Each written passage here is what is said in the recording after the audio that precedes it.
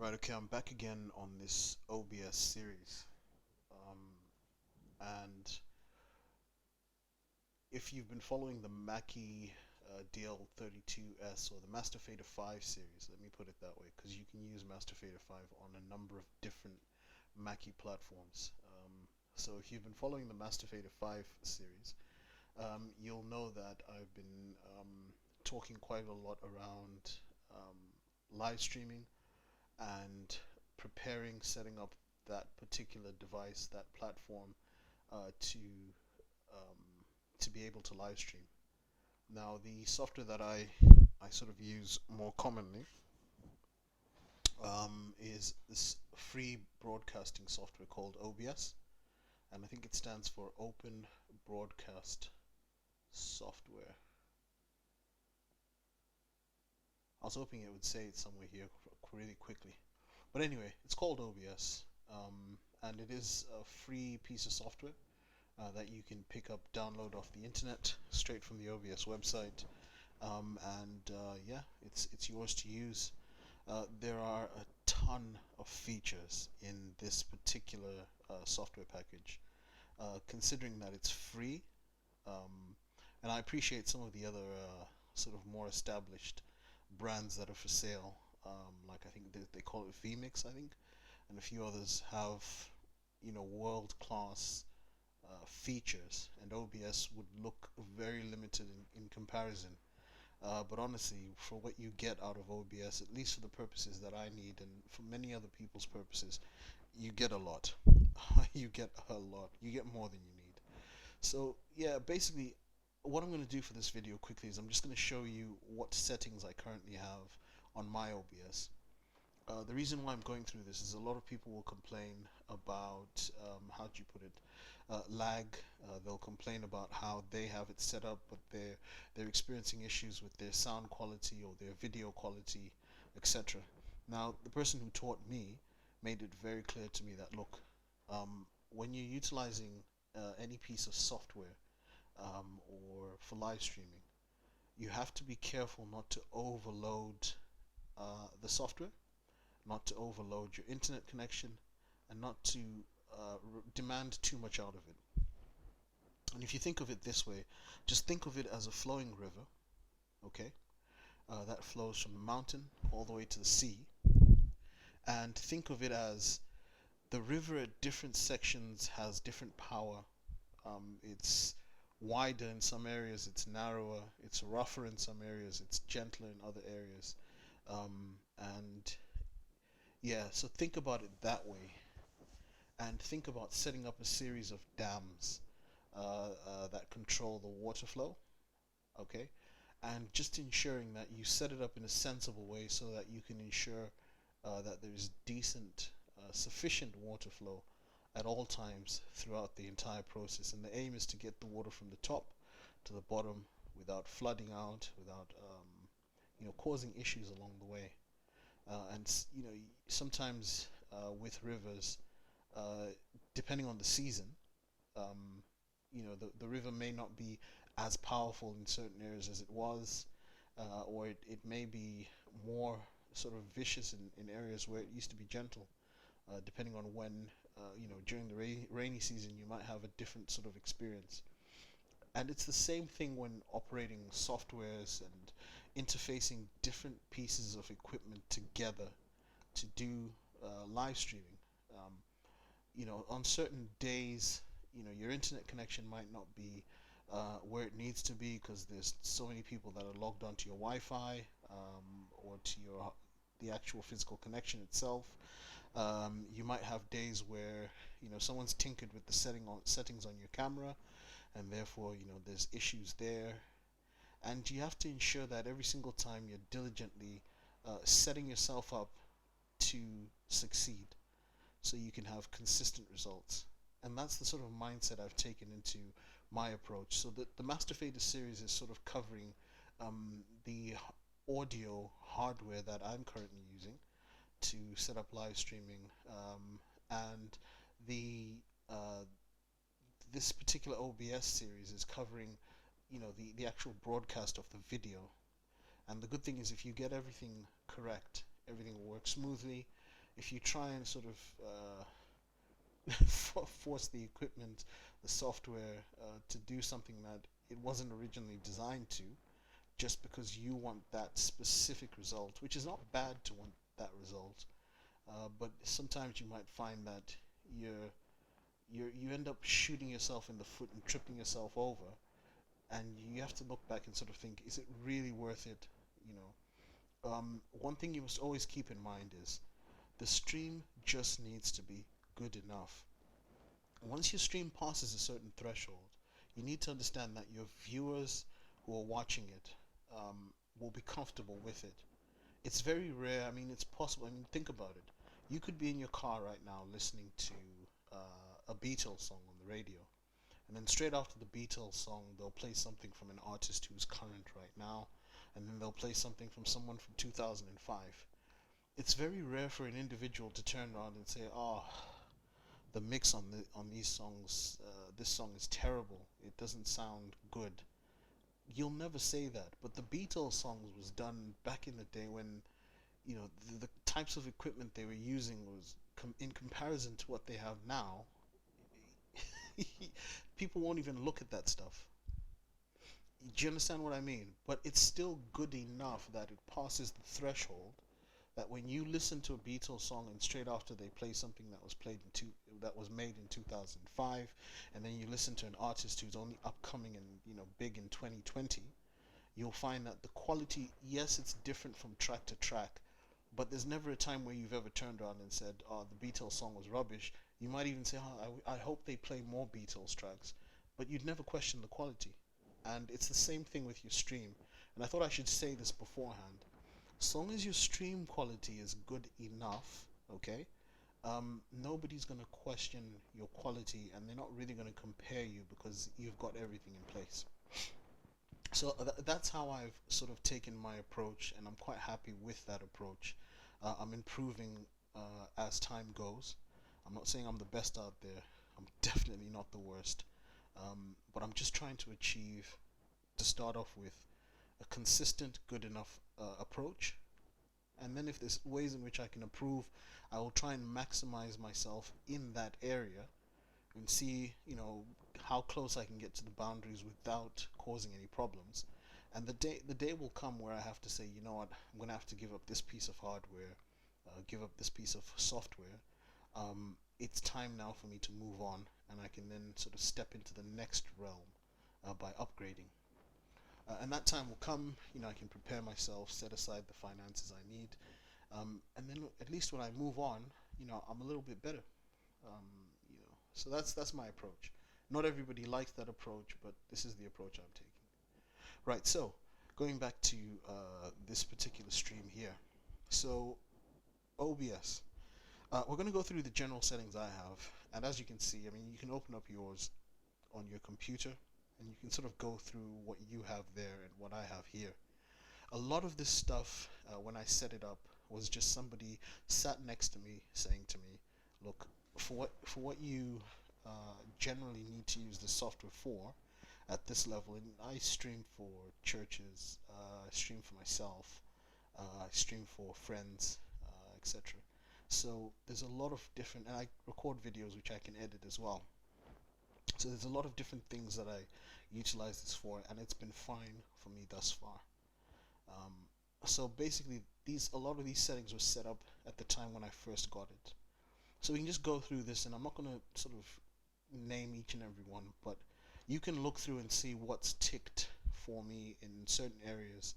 And if you want to tick that for yourself, that's fine. If you think I'm not going to need that, that's perfectly fine. There's no pressure at all. Okay. So obviously this is what I have for my general setting, and this is what I have for my output. So the two areas I've ticked here automatically record when I stream, which means it keeps a record of it, and I get to keep that video. If I need to edit it or anything happens, I can do so, re-record. Then whatever platform I've streamed to, I can take down the one that has problems and just replace it with a fixed one. I did that for a video that I have in the Master Fader series. When you get to it, you'll know which one it is. It's quite funny as well. I think it's 4.1. But yeah, when you get to it, you'll know. And I just created another second video, slapped it onto the end with the correct information, and I sort of put a warning in the original video because I think it was like an hour-long video, or 40-minute-long video, and I didn't want to have to start all over again.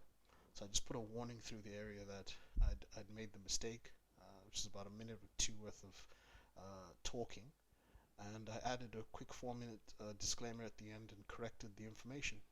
So you can do stuff like that. But anyway, just moving on quickly. This is these are the settings I have for my snapping. Um, uh, I don't use projectors. Well, someone did actually ask me about projectors, but anyway, I don't use projectors. Um, I actually don't even know what system tray is, but it's been enabled, and I'm just going to leave that as that. Some of these settings you'll find one day you'll sit and you'll want something, and you'll think, well, how do you do that? And someone will say, oh, it's the system tray settings, and you'll be like, I was wondering what that was for. But in the meantime, I don't need this, so it's not something I'm looking for. Actually, this might be interesting. Preview. I might revisit this for myself because I'm actually, again, I've just spotted something that I've seen that I'm thinking, well, actually, this could be pretty good for me. But these are the current settings I have for my general settings.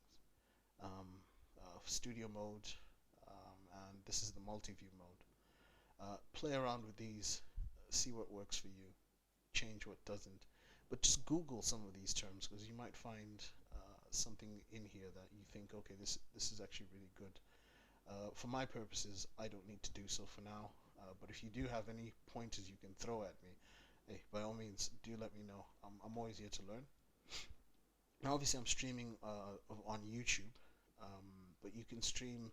I mean, the platforms that you can stream to are endless. And let me just show you what I saw the other day here. Look at all of that. Look at all of that. These are all the areas that you can stream to. It's unbelievable. I didn't even know half of this stuff existed. I've known about Twitch. I know Periscope. But there's quite a lot of stuff here. It's brilliant. I won't show you my stream key, obviously. Right, so this is for output. So the output mode is simple. And like I said, this is the approach I like to take. This is the video bitrate, which is 1024. The encoder says software 264. I'm not entirely sure what software 264 means. And I think the encoder is what takes the information from your computer, your device, converts it into something that YouTube or Facebook would understand, and sends it to these platforms in the language that they understand, so that when Facebook receives it, it knows how to handle it and process it. I think that's what the encoder does for you. I may be wrong. If I am, please enlighten us all in the comments. The audio bitrate 128,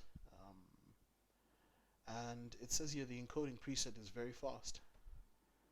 Now, I don't know how this would change, but what I was shown at the time, if I remember correctly when I was going through this, is when you go to Facebook or when you go to YouTube, they have somewhere within there where they'll give you an idea of what settings you should have on your streaming platform.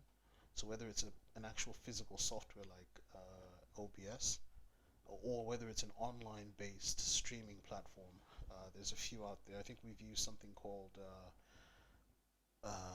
what is it called?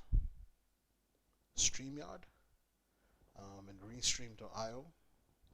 So there's different ones that I've used in the past, and they will give you an idea of what it is they expect, and you can actually go onto there and quickly look or do a little bit of research and figure out what everybody else is doing. The thing when it comes to streaming is it's a very personalized thing, in the sense that what might work for one person may not necessarily work for you because of what it is you're looking to do. So this is where people find themselves in a hole where they'll say, well, I've tried that and it doesn't work, and I've tried this and it doesn't work, and I've tried that person's settings. And what you really need to do is you need to sit down for yourself and figure out what it is you actually want, and actually take the time out to do the research, because you only need to do it once. Once you've done it once and you know how to work this software for yourself, um, you can then go ahead and do it and have consistent results every single time. What people want to do is they want to take shortcuts and just sort of say, I'm just going to take that person's settings and then I'm going to just use those. And then they find down the line their video streaming is terrible, or their audio is horrible, and they're trying to work out why that's the case.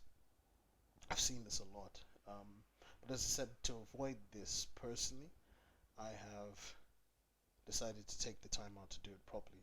I recommend that for anybody. I'm going to come off this page here because obviously we've been looking at this for a while, and if you've been looking at the settings whilst I've been talking, you already know what's on there. So I'm going to come out of that. I'm going to go to audio. Now, I'm not a OBS or a video expert. This is actually my weak side. This is not the area that I'm good at. What I'm actually good at is audio. So mixing, audio streaming, etc. But from a sound guy perspective. So when I look at this and I see 44.1k kilohertz, I know this because that's the industry standard. We did a concert that we recorded recently. We recorded in 96k. I don't know if these guys have 96k available as an option here, but I will tell you that I know that 44.1 is an industry standard. Most platforms that receive audio will receive their audio at 44.1 because that's the general industry standard. If you try and push it with your audio and say, I want the best, so I'm just going to go for 96k, because your platforms like YouTube and maybe not YouTube, YouTube is quite good, but things like Facebook can get a bit restrictive. So for example, with Facebook, I saw somebody saying they were going to go and buy themselves a 4K camera so that they can live stream to Facebook. Anybody who sort of streams to Facebook will tell you that's a waste of time, because Facebook can only receive the maximum of 720p. So you're really, if that's your only sole purpose, and that's all you want to use that camera for, you probably best save your money and get something cheaper now, and then when Facebook upgrade their quality, then you can go and buy the next thing up. But no matter how strong your camera is, Facebook is still going to just receive it at 720. And again, if you're trying to force through a 4K picture quality to Facebook that receives 720, you can rest assured that you're going to have issues with your stream. So just be wary of that. So yeah, 44.1 is the industry standard. So if you use a different streaming software and you want to know why am I seeing this 44.1k, go with it, unless your whatever's receiving your audio says, actually, if you change my settings within YouTube, for example, I can accept higher. So just check that for yourself. You're always going to want to go with stereo, because if you have any sort of, especially if you're streaming for church, if you have any sounds that are coming in panned, like your drums and your backing vocals, and we tend to pan these things for extra clarity. If you've got something that's outputting 5.1 or 7.1 surround sound, that's even better. That's the equivalent of being in like a cinema or having a surround sound system in your house, where you hear footsteps from the speaker on the right, and then you hear something from the sub, and then you hear something from the speaker on the left, and a voice coming from that speaker there, and something coming from the front. That's surround sound. So if you're outputting surround sound, all OBS is saying is, I have the ability to accept that. Now, whether or not, and forgive me, sorry for that, whether or not the platform you're streaming to can read that is a different story. So you might be sending in 5.1, okay? OBS might be able to handle 5.1, or your streaming platform might be able to handle 5.1. However, the platform that you're sending it to, Facebook, YouTube, you name it, that might not be able to take 5.1. That might be only able to take the stereo left and right. So you might find that it sounds really wonky on the other side. Why isn't it working? You have to check every stage. Anyway, so I set this to stereo. You can get some really good results with stereo. So stereo is fine, and it is kind of the industry standard at the moment. Not everybody is listening to your Facebook stream or your YouTube stream from their 5.1 or 7.1 surround sound system in their house. They tend to just be sitting at using a phone, a tablet, some headphones, and stereo is what they'll be receiving that in. So stereo is good. So you've got audio. Now, there's different options here with your audio, and this is just saying where would you like to receive audio from, and you can receive it from multiple sources. At the minute, with this live stream, we're only receiving it from one source. Now, I've set this to default, but as you can see right at the bottom there, it's picked up the fact that there is a DL32S plugged into the USB port, and it's showing me that as an option, and it's saying I can take sound from there if you want, but I've set it to default, and it's taking my sound from the DL32S anyway. So sometimes you might have multiple options that will give you the same results, and that's fine. And I've disabled everything else because I don't want any sound signals accidentally coming from the mic on the actual laptop or from any other thing that's connected. It just ensures that's safe. And then these are some other settings here, sample peak rates and etc. These I left to default. Okay. Then you've got your video quality and the output that's currently active for you. So I know 128 or 1280 by 720 is probably not the highest rate that you can get, and that's fine, but it is a safe rate because a lot of software out there, streaming platforms, will receive this, and it's a good enough quality. And this is where I was talking about earlier on, where I was saying, as long as it passes the threshold of being good enough, nobody's going to really notice the difference. They might comment and say, "Oh, the stream that comes from Hillsongs, now that's quality." Yeah, Hillsongs are probably using several millions of dollars worth of equipment. You can't possibly think with your with your 600-pound laptop, your 200-pound cameras, and your 1,000-pound mixing desk, that you're possibly going to get the same quality as these guys who have invested, over £1 million or $1 million in their equipment. Um, let's be realistic with our thinking. So this is what I'm saying to you. You can still compete at this level using much cheaper equipment, and it be good enough such that someone can flick between your stream and flick between a Hillsong stream and flick between another major organization's stream, or flick between television or whatever, and be satisfied with what they've seen at every stage. What you don't want is for them to flick onto yours and think, "Oh my gosh, this is horrible," and flick away very quickly.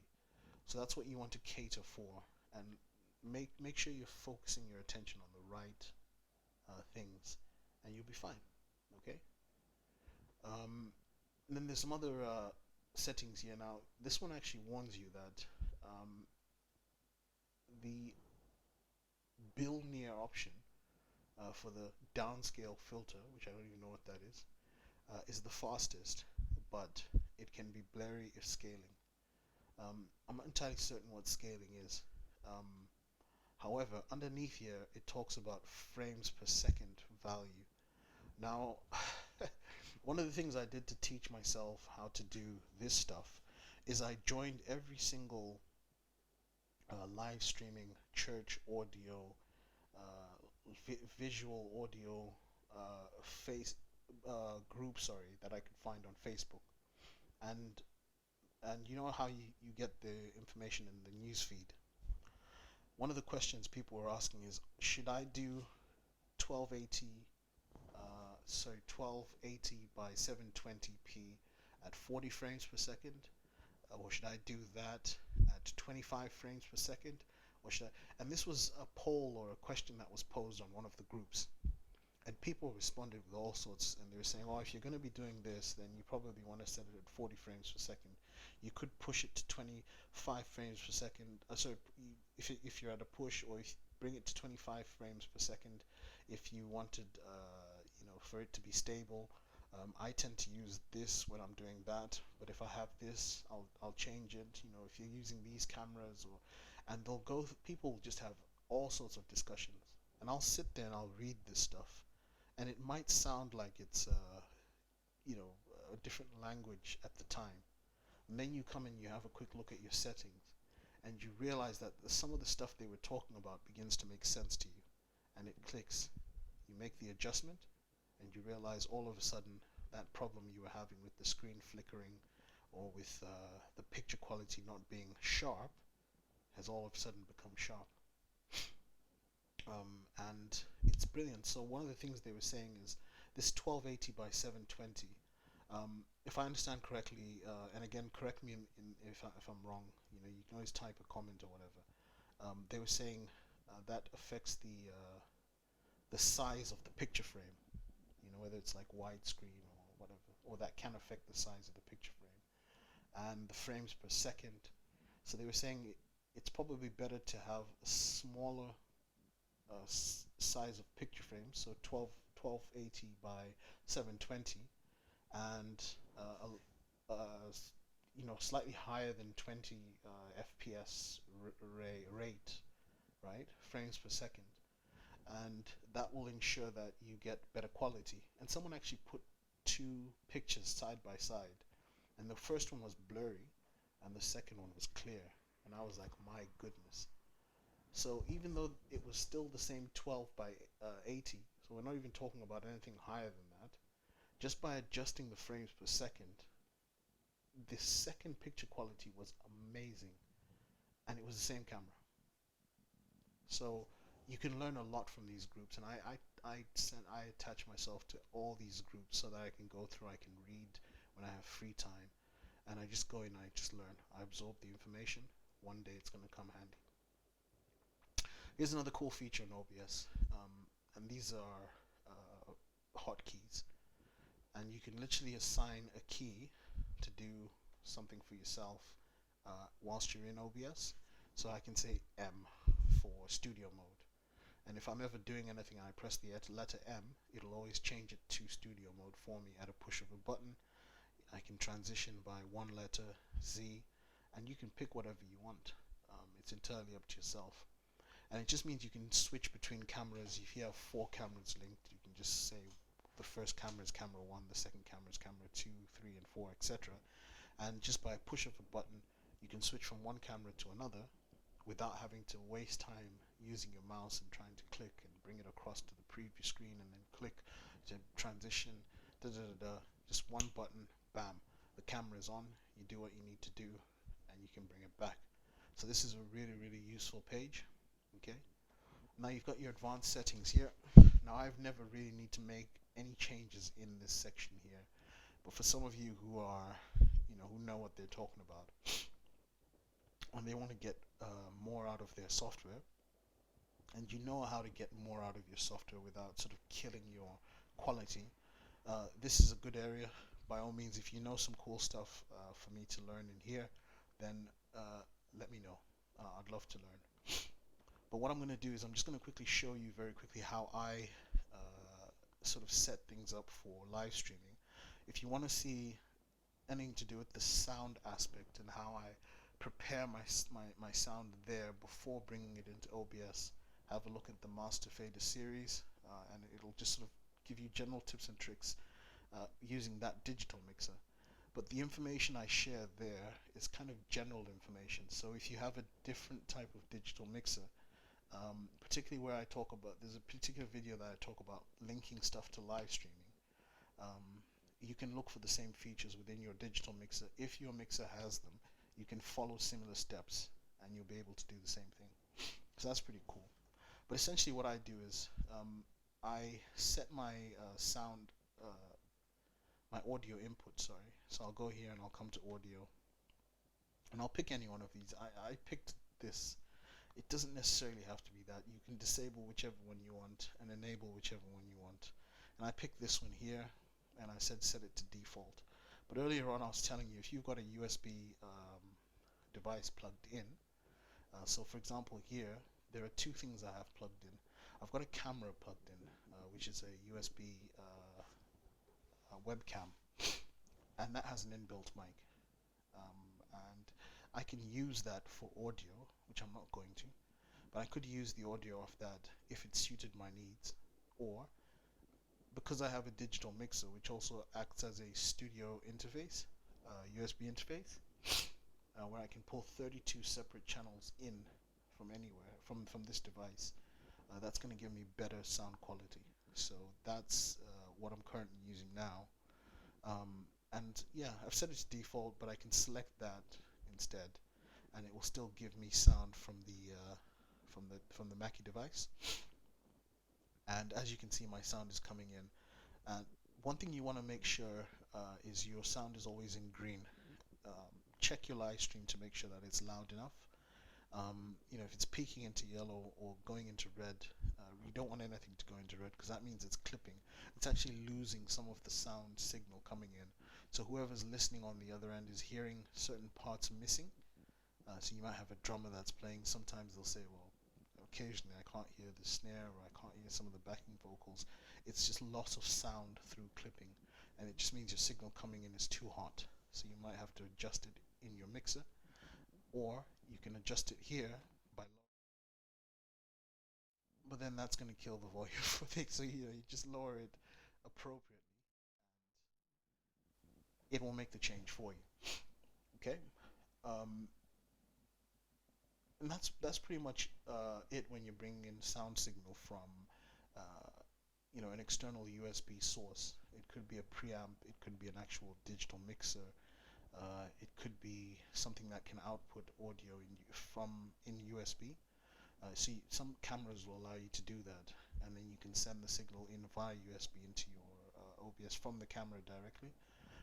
So it's possible to do so.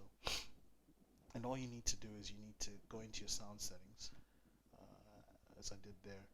Go into audio, disable what you don't need, enable what you do need, click OK, and you've got your audio signal there. You can adjust the volume. Some people will have all of them on there. The reason why I remove them is because I want something clear so I can look at it, and it's clear for me. That's pretty much it.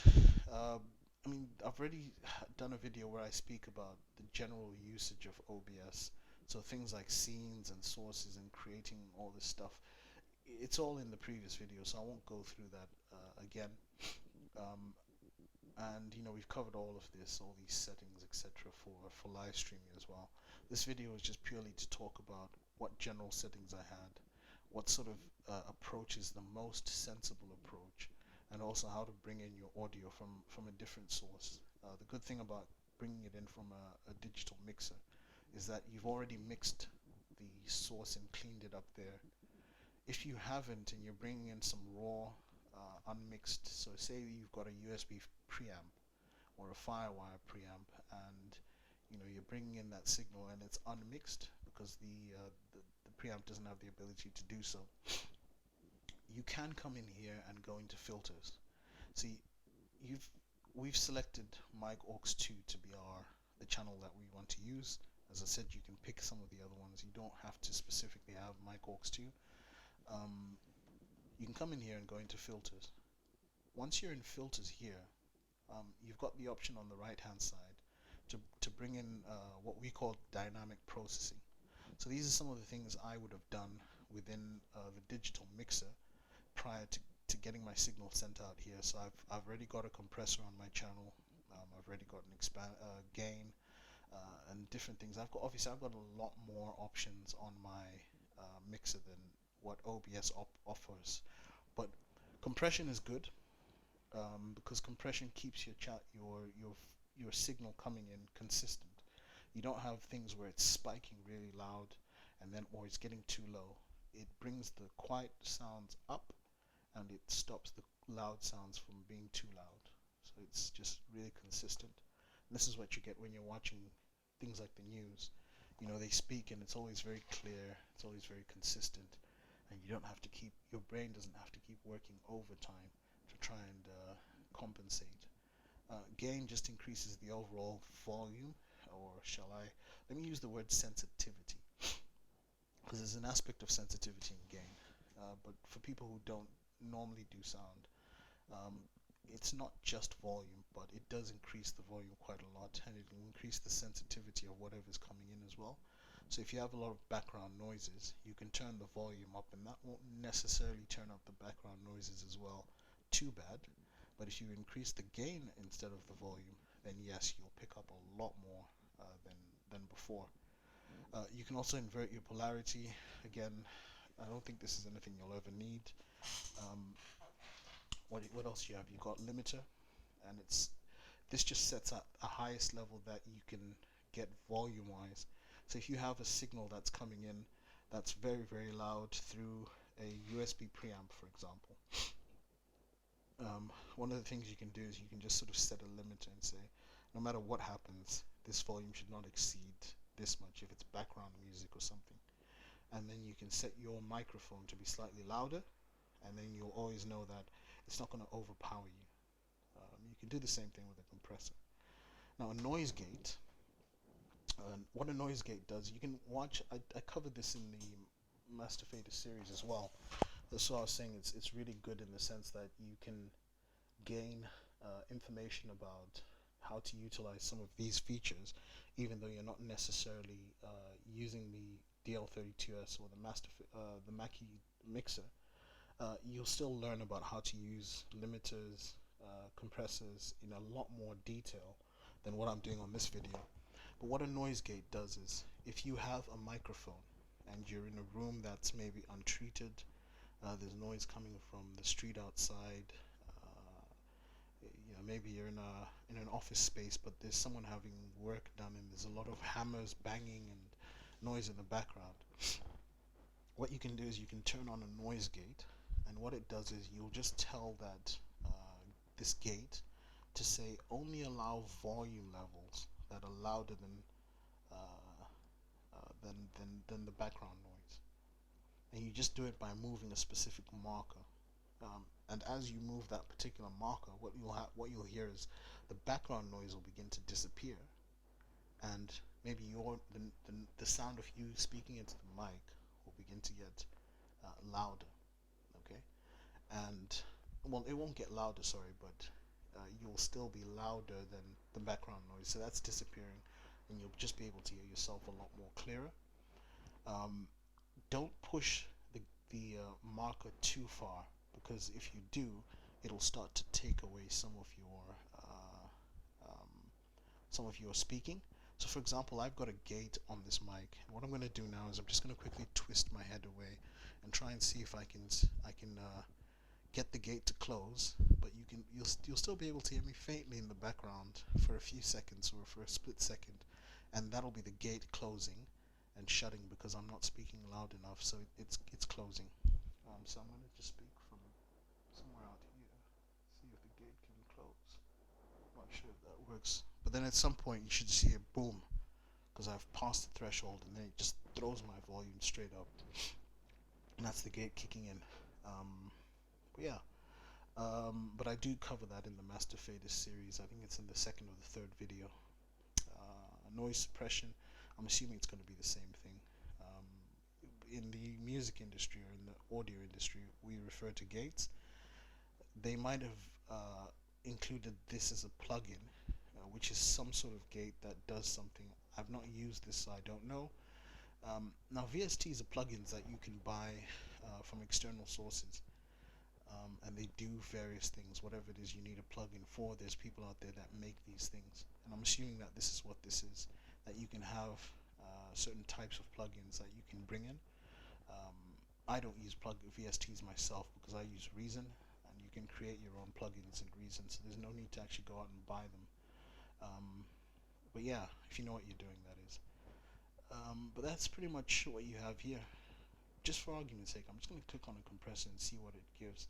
Oh, brilliant. So it actually has all the parameters. So I actually teach you how to use all of these parameters within the Master Fader series. And I think, like I said, I think it's video 2 or 3. So you'll actually learn how to use those quite well, and you can come and use them directly in OBS if you wanted to. Um, that is if you don't have a digital mixer that does so. So yeah, if you find it to be useful, the gate will have similar parameters as well.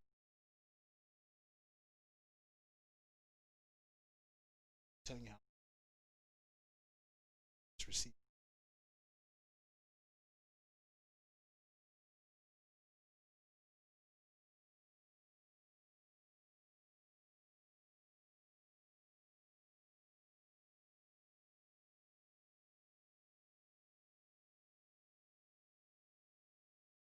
Ah,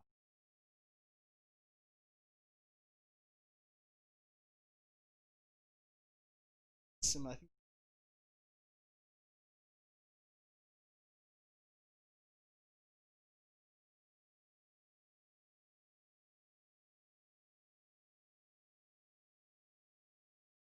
but I'm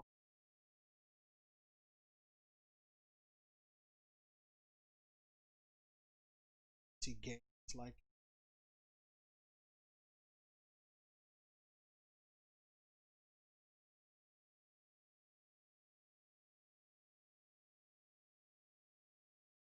expanded to work.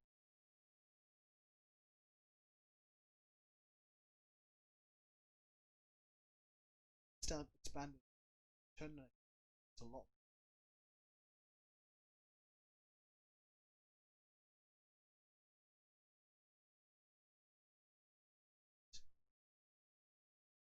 Expand. Just trying to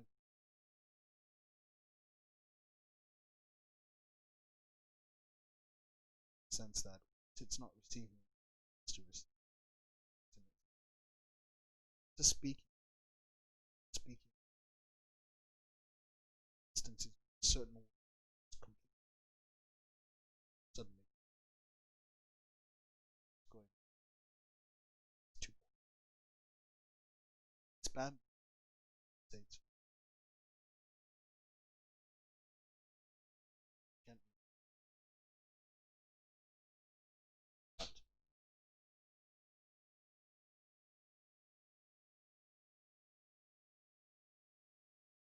Split second change instant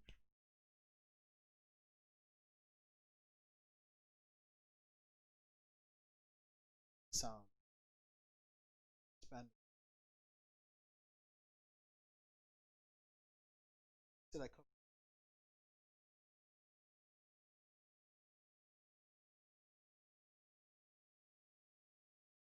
So I'm going to stop this